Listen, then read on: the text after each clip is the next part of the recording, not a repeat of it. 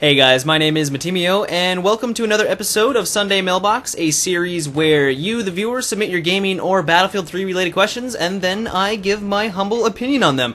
If you would like to submit your own question, you can do so by sending me a YouTube message with the title line Q&A, and I could talk about it in an upcoming episode. The first question for today is enemy jet stealing, where the enemy team will fly their jet to your base and steal one of your team jets so that their team can have 3 to 4 in the air and leave your team basically without air support, is something I found to be pretty rampant on air maps, especially for the Russians on Karg Island.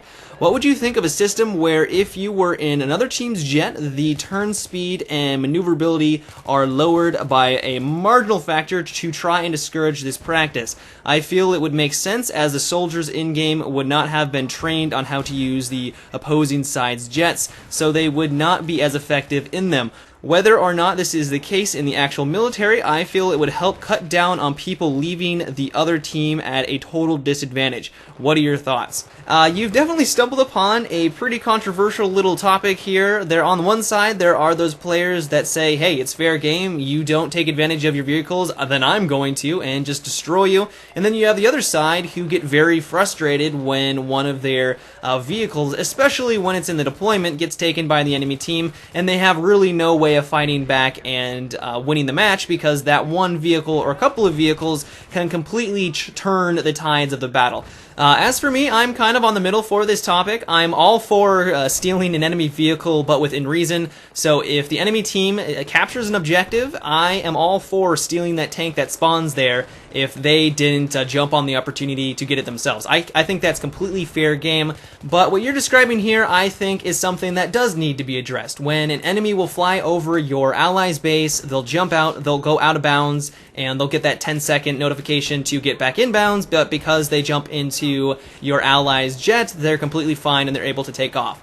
And while your suggestion is okay and it does make sense, I think that if DICE really just wanted to eliminate this type of, I really wouldn't say it's an exploit, I think it is kind of valid with the current game mechanics, but really if DICE wanted to solve this problem entirely and stop people from stealing people's vehicles in the deployments, I think all they really would need to do is create a small zone in each of the deployments so that if an enemy is behind enemy lines and they're in that small zone, then they can't enter a enemy's vehicle. They can still enter their own, so if a jet or helicopter pilot for whatever reason has crashed down into their the enemy's deployment base, they can still repair and then take off and get out of there, but they can't run over and take an enemy jet. I think that would be an easy and simple way for them to solve this particular issue. I know some people don't even think it's an issue to begin with and they think it's completely fair tactics, but I would really like to know what you guys think about this compromise. I do like your suggestion, I just don't think that it would do everything that you would like to be, and if you just want to completely stop it altogether,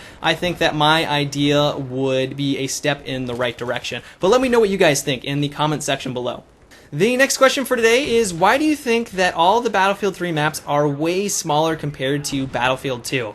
Well, I can't give you a definitive answer because I am not a DICE employee and I'm kind of speculating on their thought process, but what I think they were going for in Battlefield 3 was to make the combat a lot more condensed, and so that if you're playing as an infantry unit, you're not running around for 5 minutes like in Battlefield 2, just looking for some sort of engagement and then dying and then having to do that 5-minute run all over again. It's kind of boring when that happens, and I remember when I was playing Battlefield 2 on those gigantic maps, running from one objective to the other, one capture point to the other, would take a very long time on foot. So I think for these modern games, people kind of expect them to be a lot more fast-paced, and if DICE made the decision to make the games more open, like in Battlefield 2, with the objectives all over the place, then that could have put a hit into their sales because people liked the really fast infantry combat. So I think that might have been one of the reasons. Another thing is that the maps are actually quite large in Battlefield 3, if you really think about it.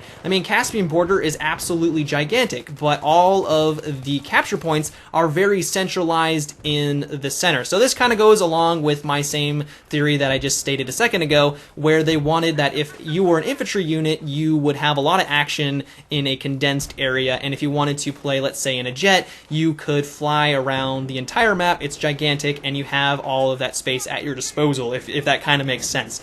Another reason why I think the objectives are so condensed on Battlefield 3 is because they had to take consoles in consideration. Because consoles can only have 24 people on the map at a time, if you had those really spread out objectives like in Battlefield 2, you would really never find any action, and it would just be a very slow and boring experience. And once again, I go back to my first theory, where if it was just really boring and slow, no one would buy the game in general, so they wanted to make sure that objectives were close so that if you were once again playing as an infantry on console, even with 24 people on the map, you would still find action and it would be fun. And even though the objectives are so much more condensed than in Battlefield 2, on console players on those larger maps, they still complain that action is very slow. So just imagine how bad it would be if those objectives were even farther out, like in Battlefield 2. The final question for today is, if Battlefield 4 would put in some maps from Battlefield 3, what maps would you like them to put in? If I had to choose one map in Battlefield 3 that I would just absolutely love to see in Battlefield 4, it would have to be Caspian Border. I've truly fallen in love with this map ever since the beta, when they gave us the opportunity, at least on PC, to try it out. The map is just fantastic. I know it's a little big for console, but if you can play it on a 64 server on PC, it is just an amazing map. It's very well done. The action is always intense, and I just absolutely love it. So I would definitely like to see that in Battlefield 4. I would kind of also like to see Strike at Karkin. I know that's not a vanilla map. I'm sure they're already going to do it because DICE seems to always like to put Strike at Karkin, Wake Island in every single one of their Battlefield games. It just seems to be something that they do all the time. So I probably don't need to have that on my wish list. So if I was going to choose one map, it would definitely have to be Caspian Border.